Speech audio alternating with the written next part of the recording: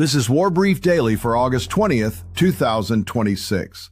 Over the last 24 hours, drone and missile warfare stretched from Ukraine to Sudan, while new maritime reporting raised the prospect of pressure on both of the Middle East's critical shipping choke points. Let's keep this clean. Confirmed events first, combatant claims clearly labeled. First, Russia and Ukraine continued reciprocal deep strike operations.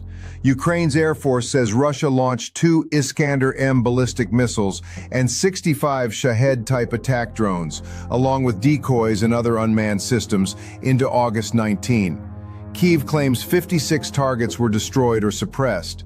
That figure is an official Ukrainian assessment, not independently verified in real time. Separately, Ukrainian authorities say a Russian drone hit a civilian bus in Kherson, killing at least 4 people and wounding 4.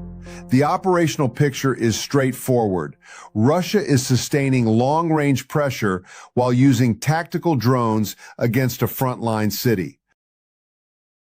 Ukraine also reached deep into Russia. A fire at the Bashneft Ufa refinery was reported and locally acknowledged after a suspected Ukrainian drone strike. Additional drone incidents were reported around Dzержinsk and Novomoskovsk. Moscow says it downed 453 Ukrainian drones across 21 regions, Crimea, and the Black Sea. That is a Russian combatant claim, but the refinery fire matters. Both sides are still forcing the other to defend infrastructure far beyond the front, and that changes the math for air defense resources. Second, Gaza. Regional and international reporting confirms lethal Israeli strikes in Gaza City and central Gaza on August 19. Palestinian authorities said a strike on or near a municipal police headquarters killed roughly 9 officers, while total casualty reporting varies. Israel says it targeted Hamas commanders, including in Nuseirat. The targets and casualty totals remain contested, but the wider point does not. Strikes against Hamas personnel and police structures continue despite ceasefire diplomacy, further weakening local civil order. Third, the Red Sea and Strait of Hormuz. The Houthis announced a total ban on Israeli-linked shipping and claimed missile launches toward Israel. Israel acknowledged detecting a missile from Yemen and said air defenses engaged it. The Houthi results claim remains unverified. More consequentially, a single maritime security source reports the Liberia-flagged bulk carrier Minoan Dignity was hit near the Omani side of the Strait of Hormuz, killing its chief engineer.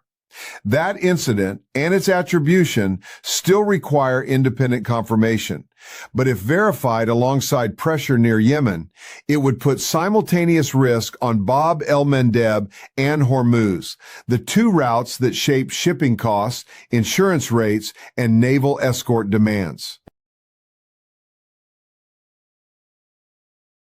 Finally, Sudan. Witnesses and AFP-based reporting indicate Sudanese air defenses engaged RSF drones over Khartoum for a second straight day. The army claims shoot-downs.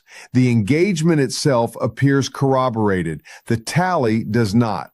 Drone warfare is now contesting airspace over the capital itself. No qualifying armed clash was confirmed in the Indo-Pacific during this window. Skip the noise.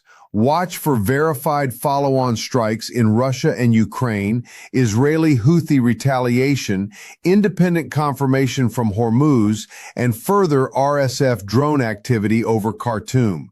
No spin, no noise, just intel. I'll see you in the next brief.